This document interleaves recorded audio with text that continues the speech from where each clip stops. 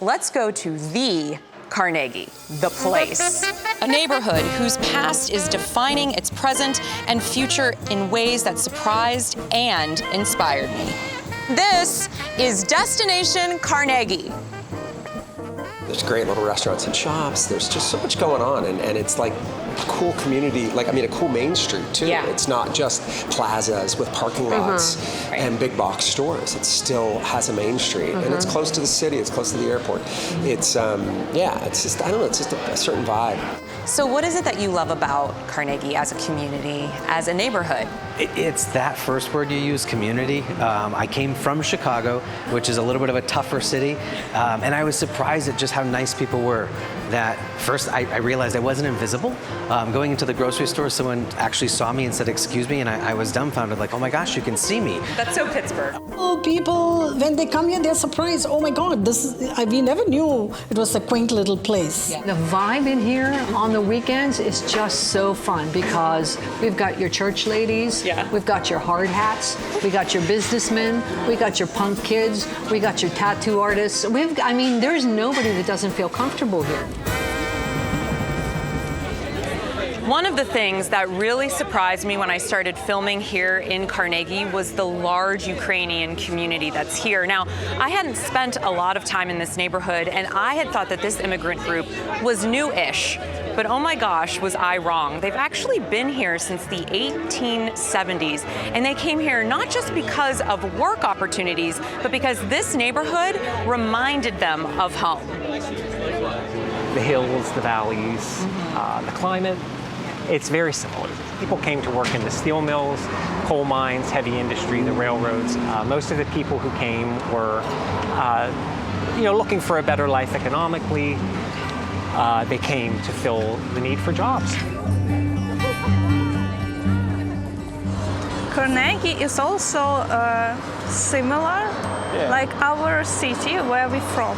If you don't know English, you almost everywhere you can find people who know Ukrainian, and this makes you feel like home.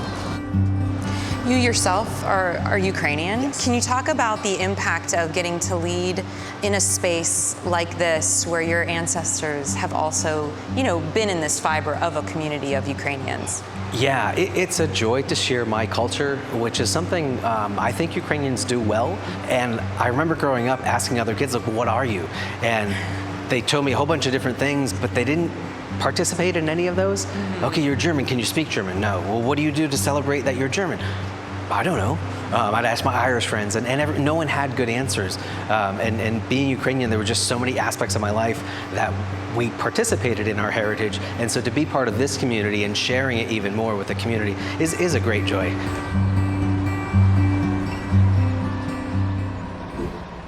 "20 years ago, in 2004, Carnegie was devastated by the remnants of Hurricane Ivan. Even Chartiers Creek overflowed. This downtown business district was submerged underwater. And in fact, a lot of it was just covered in mud and debris. The way that this town came back from that flood really defined this community. It really showed its resilience, not just in rebuilding the structures, but its enduring spirit too. People were literally running for their lives as the water was rising so quickly. But that next day, people just poured out of the community to help everybody. Carnegie did not have a coffee house since the flood of '04, which wiped out a cool coffee house down the street. And so, a town without a coffee house is just terrible, right? And it also seems like, well, you do, and we've heard about that from a lot of people, that the flood really was like this dividing point, right? There was before the flood and after the flood. My husband, Bob, started this diner, and he was one of the very first businesses to come into Carnegie after the flood. The streets look like a war zone. I mean, so many restaurants and businesses and homes were just leveled by it. I mean, it took months and months and months for people to just clear out the trash. Another defining moment of this community happened more than 100 years ago, on August 25th, 1923. The Ku Klux Klan decided to come to this town, and they called it Carnegie Day, but with a K. And thousands of them marched right down this very main street. They were met by outraged residents, determined to push them back. And eventually, they did. And I think about what it must have been like back then, a community standing against a hate movement that meant to divide people based on differences like race, religion, and ethnicity.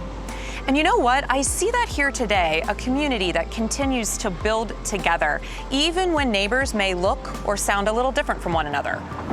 When I was walking through here, you guys have all these different games. You have things that really represent a lot of different cultures and religion. Was that super intentional to your point? And Absolutely. Why take that on?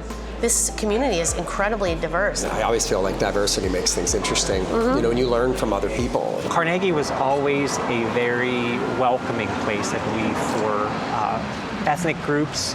And in a town like Carnegie, we were able to thrive and are to this day. Can you talk a little bit about what it's like having this space in this moment with the war and having refugees be a part of it? Immediately, the community of Carnegie jumped in to support us. How can we help you? What can we send to Ukraine? In our church hall, I think we had 4 tons of goods before I could arrange for trucks to come pick them up and ship them over to Ukraine. Can you tell people from Pittsburgh and people who are going to watch this show in the United States how it feels to feel welcomed by a new community? I think that first of all, it's make you feel comfortable when you saw that people smiling to you, and we check that in USA, almost all people always smiling. People here, many who are descendants from immigrants themselves, really feel as though they have been welcoming to the new wave of immigrants starting to call Carnegie home, and they are so excited to see what they're bringing to this community.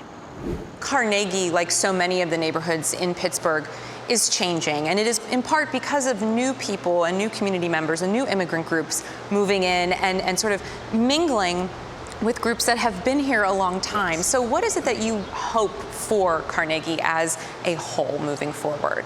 My hope is that we remember our roots, that we remember what it was like to struggle to open a storefront, to sell what was important to us, those Ukrainian foods that now they're popular. You say pierogi in Carnegie or Pittsburgh and everyone knows, but before that was a thing and you looked at it skeptically, I hope we remember what that felt like to be looked at that way. We have some groups coming onto Main Street that are selling headdresses that we Ukrainians don't wear. It's not part of our garb, but I hope that we're receptive to seeing that kind of stuff because another group is coming in, living the American dream, which we've been blessed to be a part of. I also originally am from Bombay, so I've been all around the place. Now I'm not going anywhere. I love this community. What is it that caught your attention and really grabbed at your heart? First of all, the community has accepted me. You know, this woman is a brown foreign woman, so to say. Been an American citizen since '95, but still, you know, people ask, where are you from? You know, that's okay, that's okay. So the community just embraced me, you know, and that was so heartwarming. Here we've got an Indian restaurant. We've got a Seoul Korean restaurant. We've got a kebab house that's an Afghan house. We've got our little typical American diner here. We've got the Ukrainian club across the street. I mean, we really are just have everything to offer here. And it's because of the immigrants. It's because of these communities that are growing here. You know, there's a mosque here, there's an Indian community center, there's all these different eclectic restaurants popping up. Oh, absolutely. What do you think from, in terms of the new wave of immigration coming to Carnegie, what has the response been? I think it's been amazing. Underneath your skin, you're all the same. You know, We all have the same sort of hopes and dreams. Yes. I can say that in Carnegie, people what I met, they like big heart open people. What are some of the challenges that you see facing Carnegie, and how do you hope that people come together to overcome them? I think some of the challenges are that we might forget our own history and become entitled. So I'm a third-generation American. I basically lived very comfortably as an American without knowing what my grandparents did struggling coming over, or my great-grandparents. And so when we forget that thing, it's hard to see other people struggle, and we might get a sense of entitlement that we belong and they don't. That makes me a little nervous. I think, though, we're getting some new groups in, and we're reliving those stories of the beginning struggles, and so we as a community are going to welcome them in and be okay with it. These aren't outsiders. These are our own people. And even from other countries, we may not speak the same language. We may not have the same customs and the like, yet we understand why they cherish theirs as we cherish ours.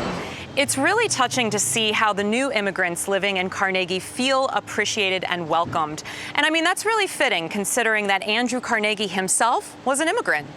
And he gifted this place, the Carnegie Free Library and Music Hall, to the people of this town in exchange for naming the community after him. That was a bold move by a complex man. And while he wasn't perfect by any means, he stood against many values so many workers hold dear today. He also gave away 90% of his fortunes to charities, helped build universities, and encouraged others of great wealth and privilege to do the same. His vision of investing in pension funds for both steel workers and teachers alike is representative of the best of what we can be to each other.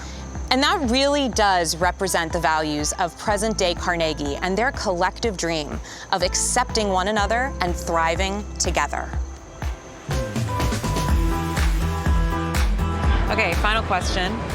Is it Carnegie or is it Carnegie? Oh, it's absolutely Carnegie. No, Carnegie is just not. Father John, is it Carnegie or is it Carnegie? We need to know. Okay. Well, this is 2025, so now I say Carnegie, but I was trying to be a stick in the mud. Coming from the East Coast, my brother played in Carnegie Hall, and it was a great bragging point, but now I'm learning and evolving, and I've converted to Carnegie. Okay, this is the big one.